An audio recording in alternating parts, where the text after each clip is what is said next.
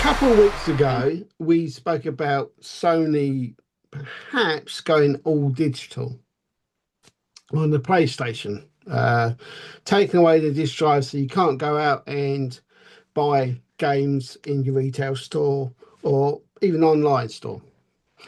Since then, I did mention that I felt this was unfair in only having to buy it from the Sony's online store, and also the impacts that it'd have on other retail stores and jobs and things like that. It Two things I've read since then. Let's stick with Sony for a moment. I don't know if you seen any other stories circulating about this? No. No, not at all.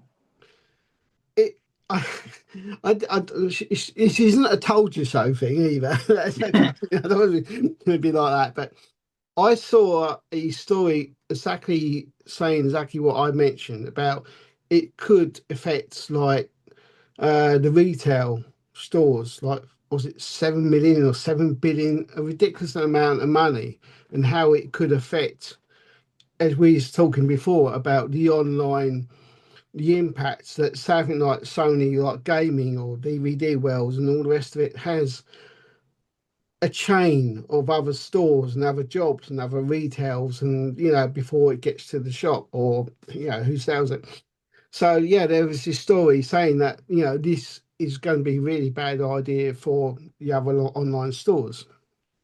And then there was a second one with Xbox.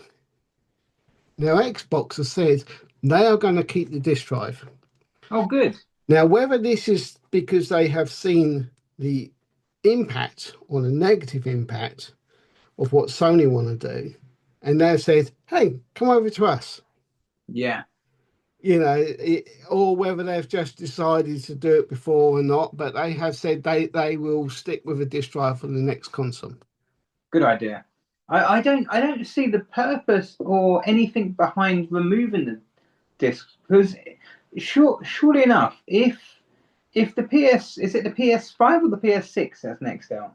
It'd be 6 out next year. Bloody hell. Well, say if the PS6 had instead of removing the disk drive, having it so you could use PlayStation 1, 2, 3, 4 discs. Do you know what I mean? So it can read all discs and you can play games from the PlayStation 1 all the way up. And that would be the biggest sell point.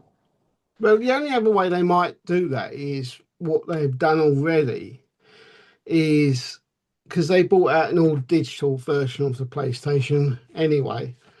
To make it cheaper. They think it's a more affordable way for some people to do it. And then if you choose to, you could buy like a disk drive to connect to it that you can plug into it, like USB or however it is. So it's like a separate thing. But for me, that'd probably work out dearer because you'd have to buy that on top of that as well. But if you're going to talk like PS6 or the next Xbox, obviously for them to increase the superiority of it or make it all better, I don't know whether like plugging a disk drive into a USB will be good enough to support it, because it won't be quick enough. It won't be, you'll be, I find it as disk user, I find it frustrating anyway, because you don't know when the post is going to come. Say like you pre-order a game for that day. So it will come, say, I don't know, 3, 4 o'clock in the daytime. You stick it in your disk drive in your machine, whatever you choose to use. And of course, and then it's got to download like 150 gigabyte anyway. So by the time it's downloaded, it's bedtime anyway. Yeah, I don't see. I mean, except for what everything else is about now, greed. I don't see what's in it for the customers of PlayStation. I can see what's in it for PlayStation because they get everything. They get everything, wouldn't they? Yeah. And I think somebody actually was going to sue them for that. I did read this other story that someone lost all their games, and someone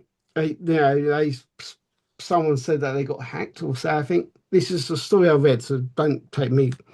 I'll take it for granted.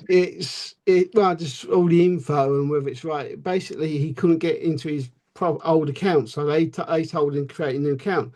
Of course, he'd lost all his digital downloads. And he says, I'll borrow them again. But if you spent all this money buying them, you ain't going to buy them again, are you?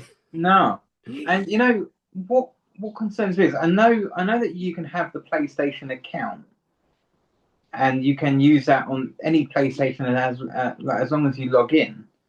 But if you was to log out, your PlayStation dies and you're logged into a new PlayStation, you've then got to download every single thing again. They should be in the cloud, just like many other things nowadays. But yeah, there is always that worry of finding stuff again, especially old ones, because it might sound daft, but sometimes you can forget what you got on there unless you lose it regular. Unless you're a regular gamer, which isn't always a great thing to do. It's just more of a relaxing thing, end of the day, whatever. So you're bound to lose that, I think. And if you download everything you had before, you got to look at it again. Do I need this? Do I not? I always worry when I get a new phone or you get a new console, linking it up. Can I remember my password? I hate it. People think, oh, you're right. You think, no, I don't like it either. But I mean, it's good that Xbox isn't, and I've never been a fan of the Xbox because of the controllers. I think the only games I've ever played on the Xbox was with a friend called John Paul, and he always beat me on the game. So I'm very competitive, so I was like, fuck it, I'm not going to play anymore. So, and then I used to play a game when I was really young on the original Xbox. My dad got me an Xbox. And you could download songs to the Xbox back then. And so he downloaded all of the Beatles. I've still got the Xbox here, I just haven't got the connections to put it up. But and I had one game called Raw and then Raw 2.